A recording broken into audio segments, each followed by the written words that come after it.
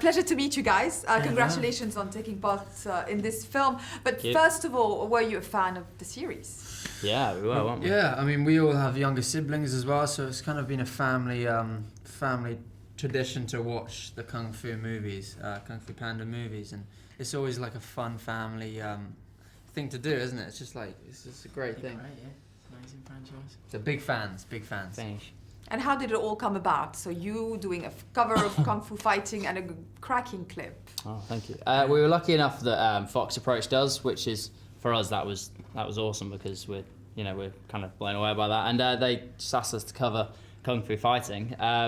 And then we were lucky enough to do it ourselves, so we recorded and produced it at Tristan's house, which was nice because we were given a lot of kind of free reign over how the song sounded and everything like that. So yeah, it was really good, and it was a good like opportunity to explore kind of real musicianship on a song because we just did it ourselves, everything. So what did you like about the original song, and what was important to kind of modify and adapt? I think like after we got approached to do it, we went back and listened to it. It's Cole Douglas, isn't it? Yeah, it's the original. Yeah. And it's just a massive tune.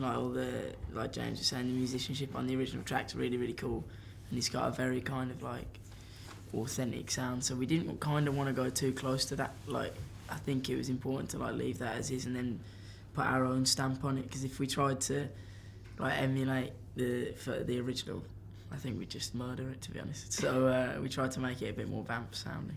Yeah, no, it did. Yeah. And then the music video is quite inventive as well. You get to do your own moves. Tell us a little bit about that. Yeah, that was the first music video that we did involving green screen, and we worked with a director that we've been doing a couple of videos previously before, Frank Boren. He's a very talented, crazy dude. But that was interesting because we did it on the day. We just turned up to a studio. It was kind of like an empty warehouse kind of thing, and it was just green screen with a couple of rocks. And we were like, "Oh, how's this going to look good?" But it obviously looks good in post production. So it was a new experience for us. But a couple of rocks. Yeah. Yeah. Any training required for the moves? There was a guy there that put us in a harness, but really no, I mean not at all. And in the behind the scenes video that we made, I demonstrated my lack of experience. I kind of just fell over. But yeah, it was really good, and it was a good time. There is kind of a kung fu twist up in the air. It's stuff like that. How did that all come about? That's just all us. It's just raw kung fu talent. Yeah. No, that was all the harnesses. Yeah, and they hurt. They ride quite high. Which they cut into the clothes, so you don't see that. It doesn't look too bad, but it's quite a painful experience. Around you, who got most excited about this whole project? The younger siblings? The youngest, I have an 11-year-old sister. You have a 14-year-old sister, 14-year-old sister. But they're all excited. I mean, they're all excited. I think it's, people from any age connects with it because it's such a enjoyable film, and there's things for the adults in there as well, especially in the new Kung Fu Panda 3 that the adults will enjoy. So everyone's excited. No, absolutely. Did you see the film already? How excited are you about all the themes of belonging, of family, of positive energy? Yeah. What resonates the most with you? Yeah, we have seen the film. We went to the LA premiere. And like we were saying, we were big fans of the first two, so we were excited to see it just as fans, let alone the fact that the song we covered was going to be in it at the end. And I think, like Trish was saying, I think Poe as a character's really cool because he like instills hope in people because he's like a very unassuming like character and role. So I think it is nice for kids to have that as a hero because it's like he's the nice guy, he's like the underdog sort of thing. Yeah, he's very relatable. Yeah, as exactly. Well. Yeah.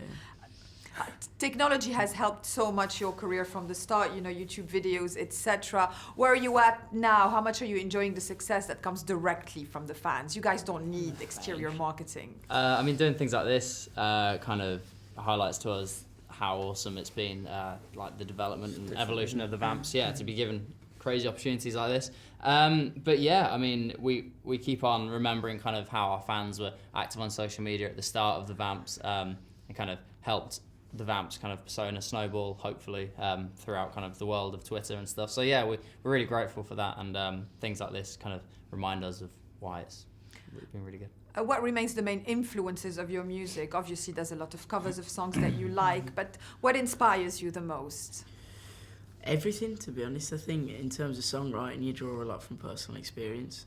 But sonically, like the last album was very different from the first album. And we were kind of influenced by the 80s movement that was kind of going on. But then we kind of wanted to mix that with a bit more. It was like a band, and like seeing how you could integrate electronic sounding music with the band, because we all play. So we kind of wanted to, because we'd been touring for about 2 years before we did the second album. So we kind of developed the sound as a live band, and then took that into the second album and kind of knew how we wanted it to sound. But now, yeah, like we draw from literally anything. Like it's nice looking at the top 40 because it's so diverse, and that kind of gives you hope because anything could kind of do well. What band is your favorite from the 80s? Let's talk about the 80s. Where you were not, remotely born. No, I wasn't alive. 15 years before I was alive. But the Police, I think we were big Police fans, so it's nice to kind of... There's a song on the new album called Rescue Love, which we did with Max Martin, and he's kind of camp, so that was cool to work with them. And we kind of drew a lot from the Police-y kind of feel. Not too late to meet Sting. Soon, hopefully. And finally, how does social media influence your career? How important is it for you? It's really important. We're lucky because we have social media where we can really kind of just at the end of our fingertips can communicate with our fans. Like 20 or 30 years ago, it was all about kind of physically having to be in a country to connect with the fans. But now you can do lots online and kind of speak to the world of Twitter. So it's really important for us. And as I said before, it was really important once the formation, so we found each other through social media, and then the progression by where fans have shared us. So it's still really important. Like we were just literally just before this on Snapchat, speaking to our fans. So yeah, it's really important to us.